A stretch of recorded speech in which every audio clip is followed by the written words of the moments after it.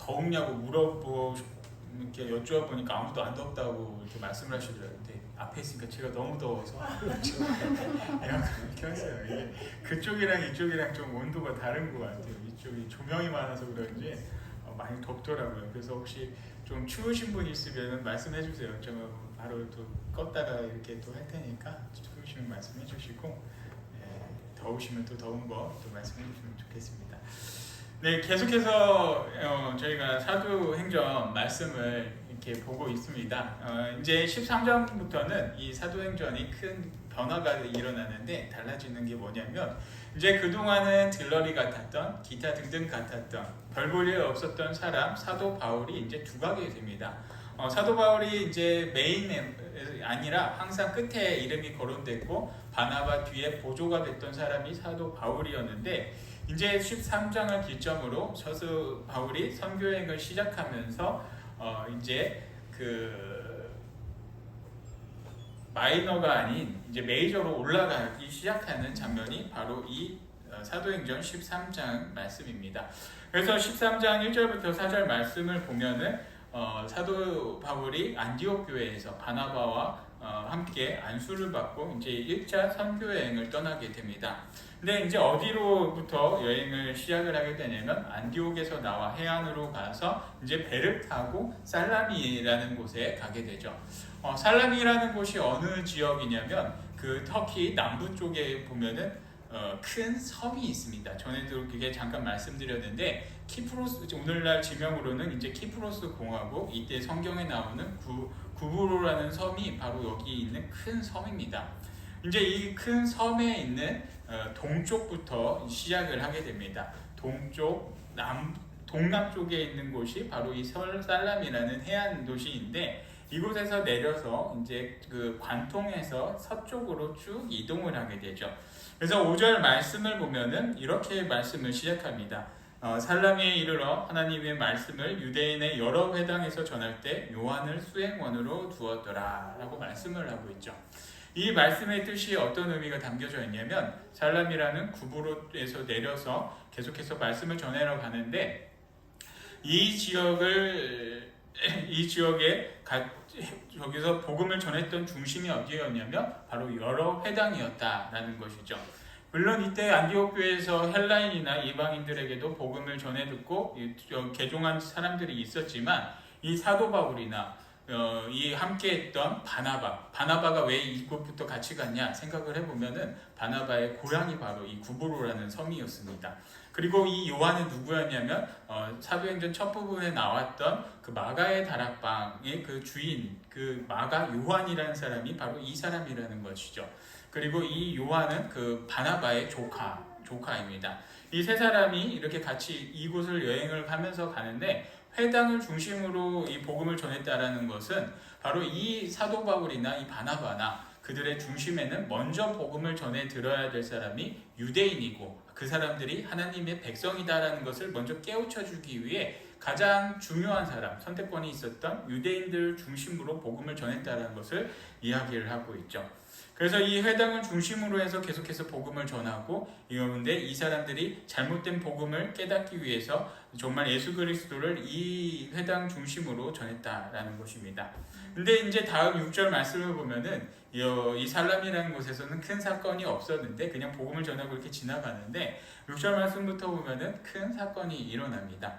바로 6절 말씀, 온 성 가운데로 지나서 바보에 이르러 바에수라 하는 유대인 거짓 선지자인 마술사를 만나니 라고 말씀하고 있죠.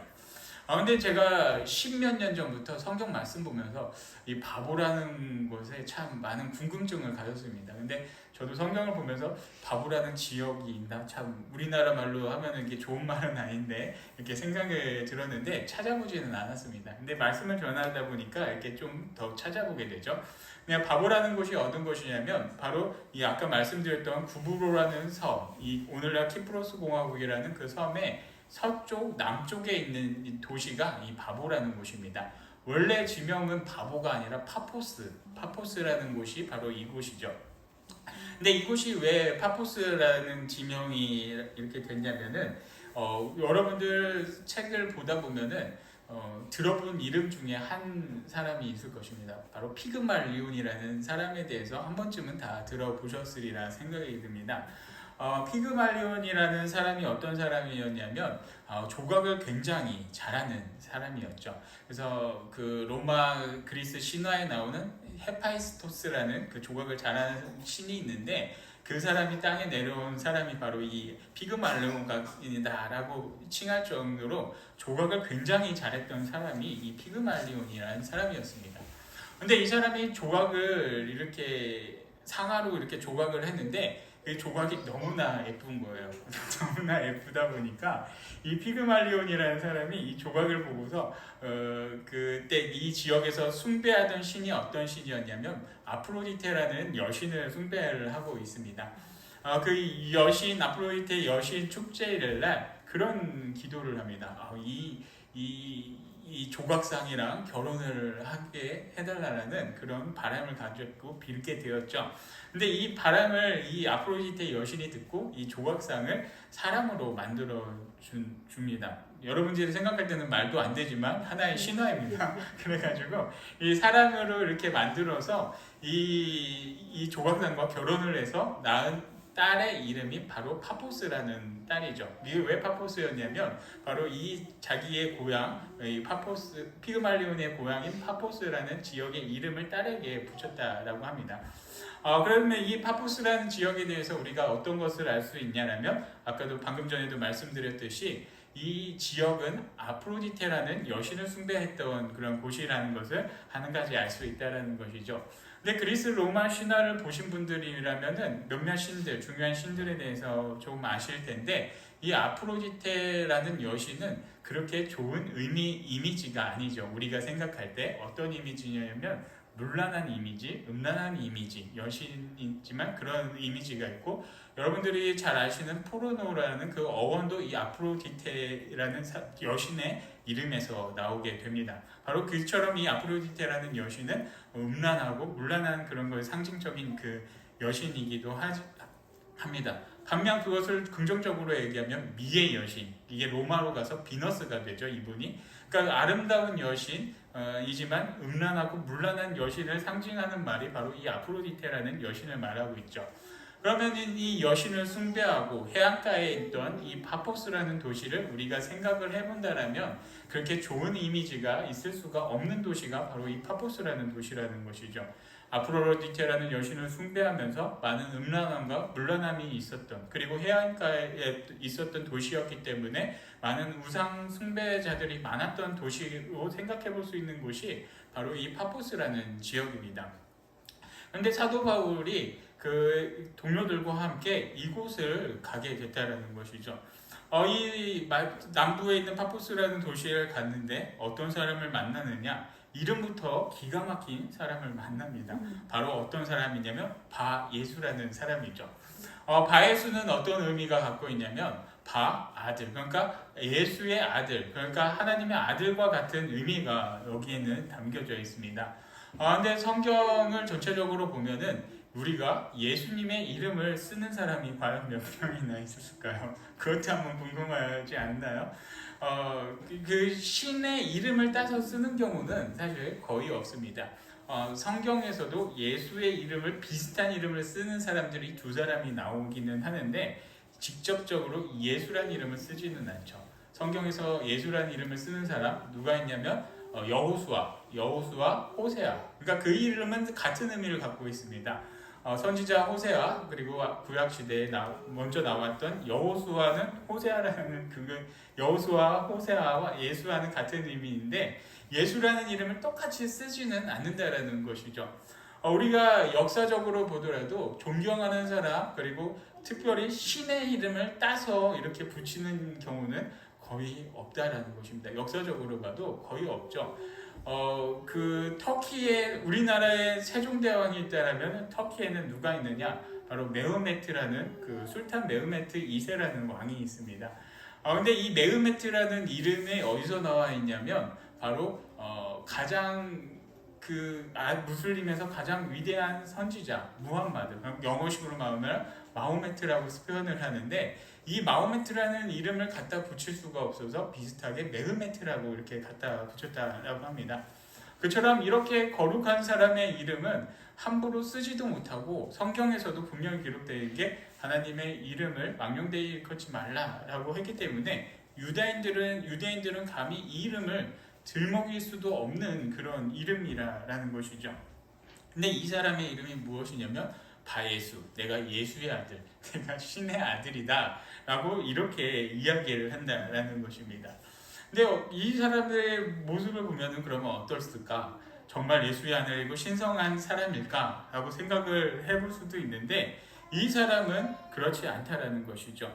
유대인이 감히 하나님을 이름도 몰라서 하나님의 이름을 거룩한 이름이기 때문에 유대인들은 하나님의 이름을 부르지도 않는데, 감히 하나님을 따서 자신의 이름에 붙인 이 바예수라는 유대인, 그리고 여기는 거짓 선지자인 마술사를 만났다라고 하는데, 이 사람은 정말 거룩한 선지자가 아니라 거짓된 선지자였다라는 것이죠. 근데 선지자들의 모습을 보면은 어떤 모습을 갖고 있을까? 우리가 생각을 해보면은 이 성경에 기록된 선지자들의 모습을 보면 많은 핍박을 받는 그런 선지자들이 많이 있습니다. 정말로 너무나도 많이 있는데, 대표적으로 방금 얘기했던 호세아라는 선지자만 보더라도 고멜이라는 그런 관기랑 결혼을 했던 그러한 사람이었죠. 그리고 그를 찾아와서 계속해서 함께 살 것을, 그리고 그의 회복을 약속했던 그 힘든 삶을 살았던 사람이 바로 이 호세아라는 선지자였습니다. 그처럼 이 하나님의 선지자라는 것은 하나님의 뜻대로 살아가기 때문에 이렇게 평탄하게 살아가는 사람도 감옥에는 있겠지만, 자신의 명예와 자신의 권위를 누리기 위해서 이렇게 애를 쓰고 열정적으로 살아가는 선지자는 없다라는 것입니다. 그런데 여기서 이 거짓 선지자 그리고 마술사라는 이 설명을 통해서 우리가 알 수 있는 것은, 이 우상 숭배가 많았던 이 지역에 자신을 자칭 예수의 아들, 하나님의 아들이라고까지 하면서 거짓된 그런 마술과 같은 것으로 사람을 현혹시키고 그들이 자신을 추앙하게 만들었던 사람이 이 바예수라는 사람이었다라는 것입니다. 그리고 그가 어떠한 행동을 했냐라고 하면은 7절 말씀, 그가 총독 서기오 바울과 함께 있으니 서기오 바울은 지혜 있는 사람이라 바나바와 사울을 불러 하나님의 말씀을 듣고자 하더라라고 말씀을 합니다. 이 말씀을 통해서 우리가 알 수 있는 것이 무엇이냐면, 이 마술사 사기꾼 자칭 하나님의 아들인 이 사람이 이 총독 옆에서 계속해서 그 조언을 하고 그에게 계속해서 정책들을 이야기를 했다라는 것이죠. 근데 오늘날로 말하면 비선실세와 같은 사람이 이 바예수라는 사람이었습니다. 당시 총독이라는 사람은 얼마나 많은 권세가 있었습니까? 이 지역을 통치를 하고 이 지역을 다스렸던 그런 사람인데, 이런 비선실세 같은 바예수라는 사람이 이 사람에게 있으니 나라의 안녕과 공의와 정의를 위해서 일하기보다는 이 바예수의 사리사욕을 채우기 위해서 이 지역의 모든 정책들이 세워지고, 그리고 그의 권세만을 높이 치솟게 하기 위해서 살았던 사람이 이 바예수였습니다. 그런데 이 다행인 것이 무엇이냐면, 바로 이 총독 서기오 바울이라는 사람에 대해서 우리가 다시 한번 짚어봐야겠습니다. 이 총독 서기오 바울이라는 사람은 여기 성경에서 말씀하기로는 굉장히 지혜가 있었던 사람이었습니다. 이 지역, 바로 이 파포스라는 이 지역이 방금 전에도 말씀드렸지만 너무나도 문란하고 타락했던 그러한 도시였는데, 이렇게 힘든 도시를 통치를 하면서 이 바울이라는 사람은 많은 고민이 있었을 것입니다. 근데 이제 한편으로 고민이 없었다라면 자신도 이렇게 자신의 권세와 권위를 누리면서 이 백성들의 모든 세금을 뜯어먹고 자신의 행복과 안녕을 위해서 이렇게 살 수도 있었지만, 이 사람은 지혜로운 사람이었기 때문에 이렇게 돌아가는 모습을 보고서 분명히 개탄을 했을 것이라는 것이죠. 그래서 이 사람이 어떤 것을 했냐면 바로 사도 바울과 바나바의 소문을 들었다는 것입니다. 그리고 바나바와 바울의 놀랍게 행했던 이런 이적들의 소식을 듣고 이 두 사람을 초대를 하게 됩니다. 왜 초대를 하느냐? 하나님의 말씀, 그 거룩하신 진리의 말씀을 나에게도 전해주시기를 원합니다. 그리고 내가 그 말씀을 듣고 이 나라, 이 땅을 정말 제대로 된 통치를 하기를 원합니다. 그런 의미에서 이 두 사람을 초대를 했다라는 것이죠. 그래서 여기 7절에서는 분명히 말씀합니다. 바로 바나바와 사울을 불러 하나님의 말씀을 듣고자 하더라 라고 명확하게 기록을 하고 있죠. 왜? 그 사람은 지혜로운 사람이었기 때문에 자신의 욕심을 위해서, 자신의 그런 것들을 채우기 위해서 정치를 하는 것이 아니라 정말 백성들과 이 지역의 공의와 정의가 살아나기 위해서 이 두 사람을 불러 하나님의 말씀을 듣고자 했다라는 것이죠. 그리고 이제 다시 한번 이 마술사에 대해서 소개를 합니다. 이 8절, 이 마술사 엘루마는, 이 이름을 번역하면 마술사라, 그들을 대적하여 총독으로 믿지 못하게 힘쓰니 라고 말씀합니다. 그러니 이 모습을 본 이 엘루마, 이 바에수라는 사람은 많이 긴장이 될 수밖에 없죠. 왜 그러냐? 자기의 비전 실세를 이 두 사람으로 인해서 내가 놓칠 수 있다라는 것입니다. 만약에 내가 이 권세를 놓치게 되면은 내가 그동안에 누렸던 그 모든 것들을 다 한순간에 잃어버릴 수도 있기 때문에 이 총독 바울이라는 사람이 이 두 사람의 복음을 안 듣고 개종을 안 하고 계속해서 내 말만 듣고 내가 시키는 대로 따라가기를 원했다는 것이죠. 어떻습니까? 여러분들, 근데 한번 생각해 보아야 될 것이 무엇이냐면, 여러분들이 이렇게 사람들을 만나면서 주변에 이렇게 문화나 흐름들을 보면서 우리가 좋은 게 좋은 거라고 따라갈 때가 있다라는 것이죠. 그리고 이 바에수라는 이름 얼마나 거룩합니까? 어딘가에 어떤 이상한 짓을 하는 사람을 만났는데 그 사람이 내가 이 나라의 대통령이야, 내가 이 나라의 예를 들어서 교회를 말하면 큰 교회 목회자야, 이렇게 이야기를 한다라고 하면은 그 권위에 눌려서 그 사람이 맞다라고 생각할 수도 충분히 있다라는 것이죠. 그래서 그 사람이 잘못된 것이지만 그 사람의 그런 지위를 보고 우리가 생각이 없이 살아간다라면 그 사람을 충분히 따라갈 수도 있다라는 것입니다. 그런데 이러한 이 서기오 바울이라는 총독은 그거에 대한 회의가 들었고 그리고 지혜 있는 사람이었기 때문에 그것이 잘못된 것을 깨달았습니다. 그리고 또 주목해야 될 사람이 여기에 한 명이 더 있습니다. 그 사람은 누구냐면 이제부터 이 성경 말씀에, 이 사도행전 말씀에 이제부터 핵심적인 인물이 되어 나가야 할 사람, 그 사람 사도 바울입니다. 그 전까지는 바로 이 8절까지 이 7절까지만 해도 바나바와 사울이라고 이렇게 기록을 하게 되었는데 이제 이 9절 말씀부터 보면은 단어가 바뀝니다.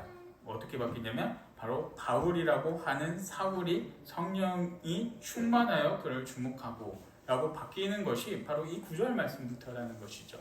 왜 사울에서 바울로 바뀌었느냐? 이제부터 복음의 전도 여행이 본격적으로 시작이 됐다라는 것입니다. 왜 사울에서 바울로 바뀌었느냐? 잘 아시다시피 이 사울에서 바울로 바뀌었다는 것은 히브리인들을 전도를 하고 상대를 했다라면 그때 필요했던 이름은 히브리식인 이름인 이 사울이었고, 그리고 이제 전 세계 곳곳으로 돌아다니면서 복음을 전하기 위해 라틴계 이름인 로마의 이름인 바울이 편했다라는 것이죠. 그 사람들에게 전하기도 편했고, 그래서 이제 이때부터 사울에서 바울로 이름을 바뀌고 복음을 전합니다. 그리고 이제는 바나바와 바울이 아니라 바울이 먼저 기록이 됐다라는 것이죠. 바울이 이 잘못된 사람의 모습을 봅니다. 그의 이름은 거룩한 이름이지만 그의 지위는 높은 사람이지만 그가 행했던 것들은 이 나라의 권세들을 많이 누렸던 사람이지만 바울은 기도하는 사람이었기에, 바로 예수님과 동행하였던 사람이었기에 이 사람이 잘못된 것을 명확하게 알았습니다. 그래서 이 바울이 어떻게 이야기를 하냐면 이 모습을 보고 10절 말씀, 이르되 모든 거짓과 악행이 가득한 자요 마귀의 자식이요 모든 이의 원수요 주의 바른 길을 굽게 하기를 그치지 아니하겠느냐 라고 질타를 합니다. 너는 마귀의 자식이요 너는 원수요, 네가 겉으로는 예수의 아들, 너 겉으로 보기에는 거룩한 사람처럼 보이고 지위가 있어서 너의 말은 권위가 있는 것처럼 보이지만 사실 그 내면에는 너는 악한 놈이고 너는 마귀의 말을 하고 너는 사탄의 자식이라는 것을 이 사도 바울이 보고 꾸짖게 됩니다. 그리고 어떻게 하느냐? 바로 11절 말씀. 보라, 이제 주의 손이 내 위에 있으니 내가 맹인이 되어 얼마 동안 해를 보지 못하리라 하니 즉시 안개와 어둠이 그리를 덮어 인도할 사람을 두루 구하는지라 라고 말씀하고 있습니다. 이 말씀이 무엇이냐면 바울이 질타하고 네가 이제 앞을 못 볼 것이다 라는 것을 말씀을 하는데 그 순간 이 거짓된 선지자가 바로 그렇게 됐다는 것이죠. 맹인이 되어 앞을 볼 수가 없어서 자신의 앞을 안내할 사람을 이 바에수라는 사람이 찾게 되었다라는 것입니다. 사랑하는 성도 여러분, 이 말씀을 통해서 우리가 함께 생각해 보아야 될 것이 바로 이것입니다. 우리가 세상의 권위 속, 세상 속에서 살면서 세상의 권위 속에 그리고 세상의 어떤 위치에 있는 사람들의 말에 우리가 잘못된 것이지만 우리가 충분히 현혹되어 살아갈 수 있다는 것이죠. 누구나 다 그렇게 살아갈 수 있습니다. 왜? 기도하지 않고 하나님의 말씀과 가까이 하지 않는다라면 누구나 다 그렇게 될 수가 있다라는 것입니다. 그런데 제가 여러분들에게 이렇게 말씀드리고 싶은 거는 또 어떤 것이냐면 우리가 매일매일 성경을 보면 좋겠지만 이게 이제 점점 시대가 고령화되면서 한 나이 드시면서 눈이 이렇게 총명하신 분이 사실 없습니다. 앞을 보기가 힘든 분들이 많이 있는데 글씨를 매일 보기 힘들다라는 것이죠. 그래도 말씀을 듣기라도 하던가 그렇지 않다라고 하면은 그냥 우리가 아침에 일어나서 한번 예수님을 생각해보는 그런 하루를 시작해보길 바랍니다. 제가 얼마 전에 전에 있던 교회에서 이제 인사라고 함께 식사를 하면서 송별의 자리를 갖게 되었었는데 이제 그 교회는 원로 목사님이 계셨습니다. 원로 목사님이 노예에서는 굉장한 어른이신데 그때 한마디 하셨습니다. 그 말씀이 어떤 말씀이냐면 이제 그분이 한 80대 중후반이 되시면서 이제 그 말씀을 하시더라고요. 요새는 설교도 잘 못하겠으니까 나를 강단에 세우지 말아달라라는 그런 말씀도 전에 한번 하셔서 이제 잘 이렇게 안 하시는데 나이가 어느 정도 되니까 자꾸만 기억력이 떨어진다라는 그런 말씀이셨습니다. 자꾸 옛날에 했던 하나님의 말씀도 생각도 안 나고 기억도 안 난다라는 그런 말씀을 하셨습니다. 봐도 기억이 안 난다는 거예요. 옛날에는 알고 있었던 거지만 지금은 나이가 들수록 생각이 안 나서 내가 예수님도 잊어버릴까 걱정이 된다라는 그런 말씀을 한번 하셨어요. 그래서 아침에 일어나서 거울을 보면서 한마디를 한다는 게 그게 어떤 말씀이냐면 예수님이 나의 구세주고 내가 예수님과 동행하는 사람이다 라는 것을 항상 외치면서 하루를 시작한다라는 것입니다. 우리가 말씀을 보기 힘들더라면 하루에 아침에 일어나서라도 예수님이 나의 구주고 내가 예수님의 자녀됐다는 것을 우리가 기억하며 또 예수님께 늘 기도하는 그런 모습으로 살아가시기를 바랍니다. 그렇게라도 우리가 살아가야지 우리가 이 땅에 정말 우리를 유혹하는 것들이 잘못된 것들이 너무나도 많이 있는데 우리의 정신을 흐릴 수가 있습니다.